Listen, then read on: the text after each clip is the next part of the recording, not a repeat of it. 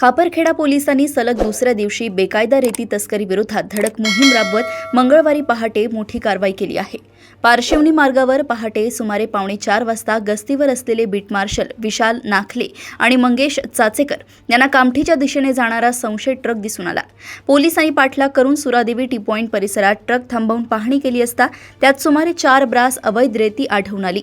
रेती वाहतुकीबाबत चालकाकडे कोणतीही वैध रॉयल्टीची कागदपत्रे नसल्याने PSI अमोल पाटील यांच्या उपस्थितीत 20 लाखांचा ट्रक आणि 20,000ची रेती असा मुद्देमाल जप्त करण्यात आला. या प्रकरणी मतीन अब्दुल हक खान, अनवर मुबारक हुसेन आणि ऋतिक तुळशीराम मेश्राम या तिघांना अटक करण्यात आली आहे.